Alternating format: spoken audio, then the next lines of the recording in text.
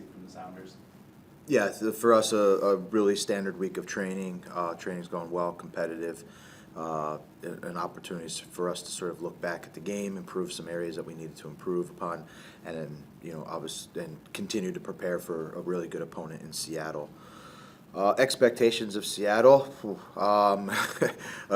obviously I think just from a club perspective, a great club in MLS, a historic club in MLS, a championship winning team,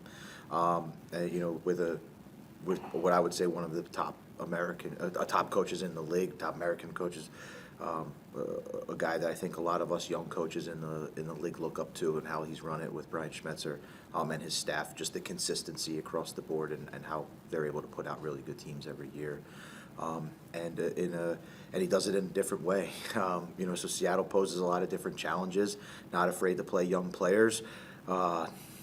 Have really good players on the team, guys that are coming back from injury. So yeah, we expect the team that playing at home is going to be very difficult, but it's a great opportunity for us to test ourselves on the road.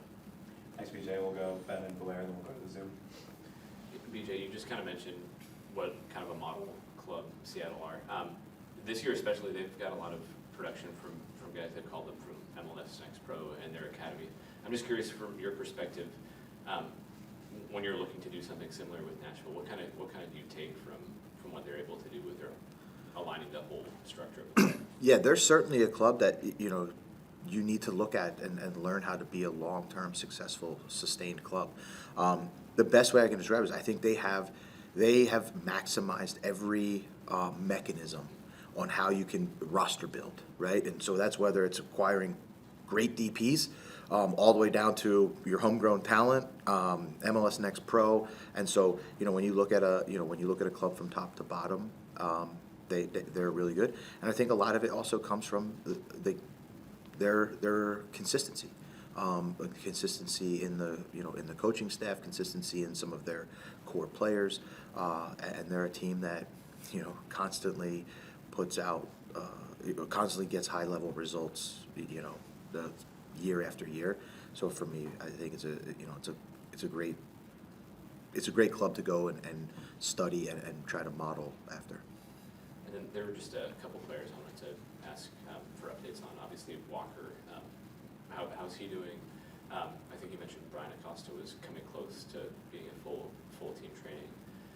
And then I just want to get an update on Tyler Boyd. I know he's kind of in a long-term recovery, but how's he been doing, and what's kind of his timeline? Yeah, so Walker's still in concussion protocol, moving through the required steps that we have. Brian Acosta is in full training, available for selection for this weekend. And Tyler Boyd is progressing as normal. We're hoping, that he'll be entering team training. It's probably not in April, sometime May-ish to get into team training. But like you said, it's a long-term injury. So even though coming back into team training, there's a long period of time of getting him back up. Or there's a long progression once you get into team training as well, coming back from the ACL. But he's progressing on the timeline that you would expect. BJ, you mentioned Seattle and the weapons he has, especially in front, Ferreira, Musa, and Bukowski, so I just mentioned three of them. How difficult in your mind is that to actually have a sound game in defense like you did have, especially in the second half of this past game against guys like that?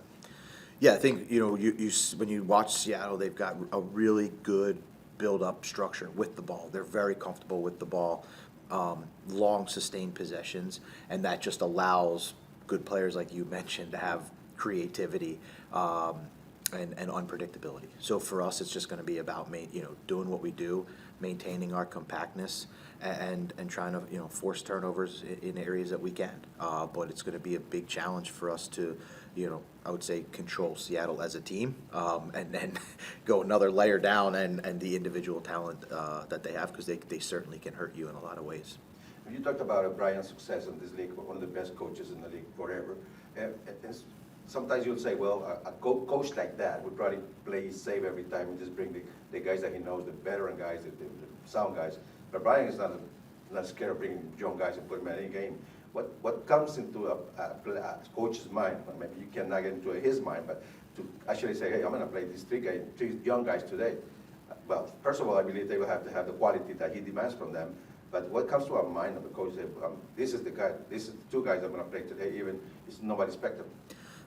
Yeah, I mean, again, I'm not there. I don't know. I think it's he deserves a ton of credit for the young players that he does play, the homegrown talent that he does play, the way that they've built the entire roster. And I think a lot of that comes from just having confidence in the overall environment. It's a really, when you watch Seattle play, it's a really clear idea on what they want to do with and without the ball.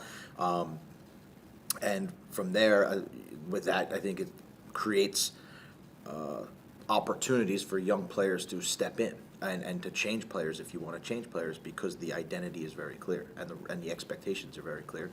And then those players are also supported by a lot of veteran presence of players. When you have started in the back with Stephen Fry and you move into the midfield with João Paulo or Christian Roldan and then Albert Rusnak, so the team has a lot of veteran presence, and then I think that gives the opportunity to also put some young dynamic players on the field as well, but understanding that because there's a really clear environment and clear structure to what they're trying to do,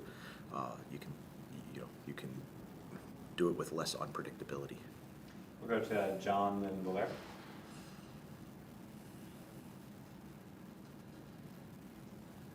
think you're on mute, John. Sorry, There you yeah, I'm there. Sorry for the delay there. BJ, just a quick follow there on Walker. I guess, is it fair to say that he's unlikely to play at this point if he's still in the protocol? For us, the protocol has to take care of itself, so I can't give you unlikely, likely. It's a stage type of thing that happens on a daily basis. So we are truly in a day-to-day sort of day-to-day environment with the protocol. Sure. And then with Jason Palacios, I guess, how important has it been for him to kind of step in into a very vital role, and kind of what's your evaluation been of how he's done, filling in for Walker, both in terms of his play and communication on the field from that position? Yeah, I mean, I thought, Jason had the opportunity to kind of get put into a difficult situation in the Charlotte match, and did okay, and then had the week of training as the starter and came in, I thought, and played a really good game versus Salt Lake, and I thought presented a lot of the attributes that we look for, and what we expect out of him. So I thought he did a really good job, and the idea is that he'll just continually to get better. That's a starting point for him, and we'll continue to work with him just like we have since the time that he arrived. His ability to adjust off the field, I think, has been really good. The club as a whole, taking sort of helping that transition process. It's not easy for any player coming into the league, and so it's a credit to him and it's a credit to the club to set him up as much as we can to make sure that when he has his opportunities, he can be as successful. And it's just a starting point for Jason, and we expect him to continue to get better each week. We'll go to Valera, then Jacob. Yeah, BJ, those higher midfield roles, I know you call them wingers, but they're not like Ahmed Qasim and Alex Muyl. They don't really play in a traditional winger style. Is it difficult for a more traditional winger like Jonathan Perez and Jacob Schaffberg to maybe break into that? Is there a learning curve into that role? Yeah, I mean, I think there's different demands, and we ask, and I think we ask guys to do, sort of perform different roles in their player profiles. So I think each one of them kind of has their own unique qualities that they bring to the team, and it's our job to deploy it and set them up for success and set the team up for success. So that's, I would say, more of how we look at it is, our job is to create a structure and an environment for each guy to bring his quality, the qualities that he has, to allow him to perform them. And then just on going to Seattle, we've heard about the travel in MLS, and obviously playing away is such a disadvantage in this league. How tempting is it to maybe change a little bit of the style and maybe being a little bit more conservative? No, I mean, that would be changing our identity and who we want to be. And, you know, home or away, we want to be a team that's aggressive and you know, always going for it. So, yeah, of course, there's travel challenges and those type of things, but, you know, our approach, game to game, and I would say day to day, when every day we show up to this environment, in this training center, you know, our mentality is the same every day. Go ahead, Jacob. Yeah. BJ, so far this season, you guys have scored 12 goals through 8 games, and I think that's right on pace for 50. And you talked about 50 as, you know, a target you want to hit for, you know, that historically is, you know, but hinted at postseason play, you know, before the season. I guess, how satisfied are you with the output? Do you feel like there's more on the table, or do you feel like, you know, you're happy with, you know, that pace that you mentioned earlier? I mean, I look at it in two ways. One, we set a target that we want to be on pace for 50 goals, so we're on pace for 50 goals. It's still early, so I wouldn't say we get caught up in that. On the flip side, we're happy with the way we're performing, but, you know, we're greedy. We want more, and we think there's been more goals actually out there that we can score, and we have actually the confidence, understanding that we're creating good scoring chances, and, you know, and more of them will go in if we keep doing what we're doing. We keep refining what we're doing. We keep learning from little situations to how we can get better. We can make better decisions. So it's just a constant process to evolve and grow week to week. But our starting points, you know, we're happy with where we are with our starting points of being able to create good goal scoring chances. And, you know, going into a tough road environment like Seattle, you know, the last road game you played, another tough road environment at, you know, Charlotte, you got out to, I think, what was it, one of your or your best first half of the season, I guess.